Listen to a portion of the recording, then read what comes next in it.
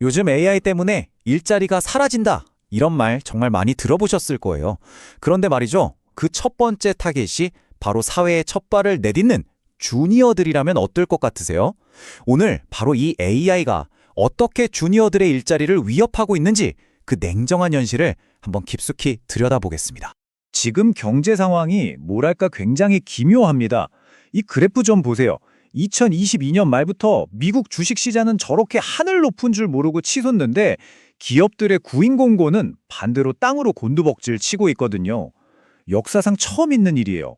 경제는 성장하는데 일자리는 늘지 않는다니 이 당연했던 공식이 지금 뚝 하고 끊어져 버린 겁니다. 아니, 도대체 왜 이런 일이 벌어지고 있는 걸까요? 경제가 좋아지면 당연히 일자리도 늘어난다. 이 아주 오래되고 상식적이었던 경제 법칙이 왜 더 이상 통하지 않게 된 걸까요? 오늘 이 질문에 대한 답을 한번 찾아보려 합니다. 자, 그럼 이 거대한 변화의 실체를 파헤쳐보죠. 먼저 이 이상한 경제 현상이 왜 나타났는지, 그리고 왜 하필 주니어들이 사라지고 있는지, 이걸 방치했을 때 10년 뒤에 우리에게 어떤 재앙이 닥쳐올지 짚어볼 거고요. 마지막으로 그렇다면 개인과 사회는 어떻게 살아남아야 할지 그 생존 전략까지 함께 고민해 보겠습니다. 첫 번째 파트, 이상한 경제입니다. 성장이 더 이상 일자리를 의미하지 않게 된 이 새로운 현실. 그 한복판에 바로 AI 능력의 근본적인 변화가 있습니다. 예전의 기술은요, 인간을 돕는 증강, 그러니까 똑똑한 조수 같은 역할이었어요. 엑셀 같은 거요. 그런데 지금의 AI는 차원이 다릅니다. 인간을 대체하는 자동화에 훨씬 가깝죠. 이제 AI는 내 일을 도와주는 착한 조수가 아니라 내 일자리를 놓고 경쟁하는 라이벌이 되어버린 겁니다. 이 변화는요, 정말 눈 깜짝할 사이에 일어났습니다. 챗 GPT가 세상에 나오고 불과 1년도 안 돼서 사람들이 AI에게 나 좀 도와줘가 아니라 아예 네가 대신해줘 라고 요구하는 경우가 더 많아졌다는 거예요. 그리고 지금은 어떻습니까?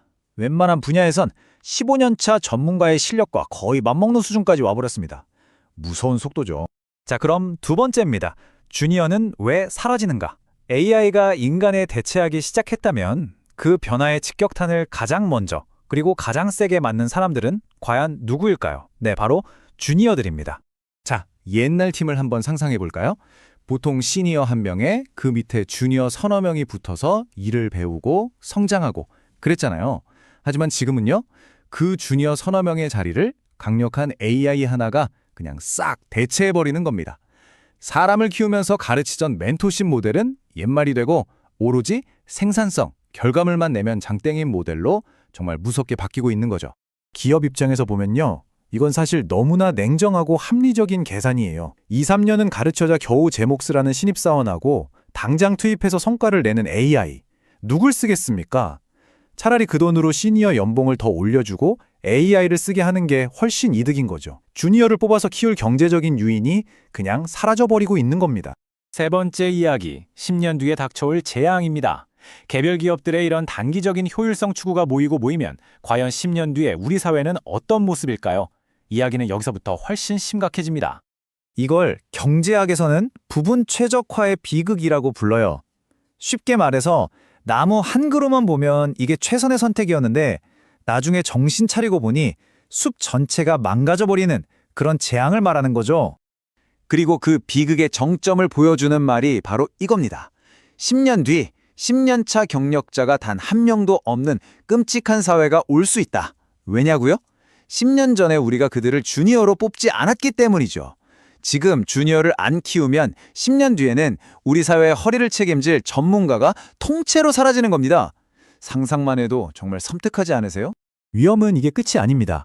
일자리 문제보다 어쩌면 더 무서운 건 우리가 생각하는 능력, 그 자체를 AI한테 통째로 맡겨버리는 이른바 사고의 외주화가 일어날 수 있다는 거예요.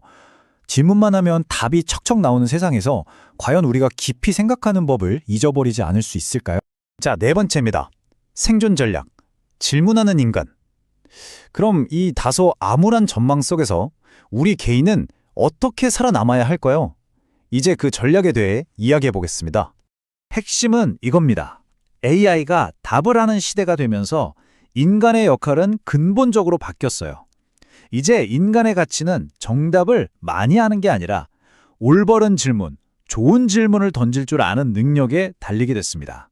AI를 아주 유능한 헬스 트레이너라고 한번 생각해 보세요. 쉽습니다.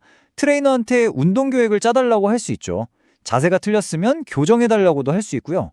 하지만 절대로 저기요, 나 대신 저 무거운 거 좀 들어주세요 라고 하진 않잖아요. 그러면 근육은 트레이너한테만 생기니까요. AI는 우리의 생각 근육을 키우기 위한 도구로 써야지 우리를 대신하게 만들면 안 됩니다. 결국 우리는 스스로가 최고 질문 책임자 CQO가 되어야 한다는 겁니다. 한 분야에 대한 깊은 전문성, 즉 T자의 세로 기둥과 다양한 분야를 넘나드는 넓은 지식, 가로 기둥을 모두 갖춰야 하고요. 또 AI가 뱉어내는 답이 진짜인지 가짜인지 비판적으로 검증할 수 있는 문해력, 즉 리터러시를 길러야 합니다. 마지막 5번째, 사회의 대응입니다. 사실 개인의 노력만으로는 이 거대한 파도를 넘기가 버겁습니다. 이제 우리 사회 전체가 어떻게 함께 대응해야 할지 이야기해 보겠습니다. 한번 생각해 보세요. 세탁기가 처음 나왔을 때 내 손으로 빨래할 권리를 빼앗겼다고 화낸 사람 있었나요? 없었죠? 오히려 고된 노동에서 해방시켜준 고마운 기술이었잖아요. 그렇다면 AI 역시 우리를 지긋지긋한 반복 노동에서 해방시키는 도구로 바라볼 수는 없을까요? 이게 그냥 뜬구름 잡는 얘기가 아닙니다. 실제로 전남 신안군에서는요, 주민들이 다 함께 투자한 태양광 발전소에서 나오는 이익을 태양광 연금이라는 이름으로 가구당 매년 500만 원씩 나눠 갖고 있어요. 기술이 만들어낸 부를 공동체가 함께 나누는 거죠. 이게 바로 AI 배당의 아주 현실적인 모델이 될 수 있습니다. 그래서 우리는 이제 깨어있는 시민으로서 새로운 사회적 약속을 요구해야 합니다. AI가 늘려놓은 생산성만큼 우리 노동시간을 줄이자. 주니어들을 보호하기 위한 사회적 펀드를 만들자. 그리고 자동화가 낳은 이익을 AI 배당으로 함께 나누자고 적극적으로 목소리를 내야 합니다.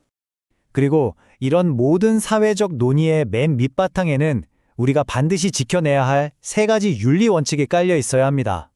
첫째, 내가 지금 대화하는 상대가 AI인지 사람인지 명확히 밝히는 투명성. 둘째, AI가 무슨 일을 저지르든 최종 책임은 결국 인간이 지는 책임성. 그리고 마지막으로 AI가 만든 부와 혜택을 모두가 공평하게 누리는 공정성입니다. 이 원칙들이 지켜져야만 기술이 인간을 지배하는 게 아니라 인간을 위한 도구로 남을 수 있을 겁니다. 자, 정리하자면 이겁니다. 역사상 가장 유능하고 똑똑한 퍼스널 트레이너가 우리 눈앞에 딱 나타났습니다. 이제 선택은 우리 몫이죠. 이 엄청난 트레이너한테 네가 알아서 운동 다 해라고 맡겨버리고 우리는 점점 나약해질 건가요? 아니면 그의 도움을 받아서 스스로를 더 강하게 단련시킬 건가요? 여러분은 어떤 선택을 하시겠습니까?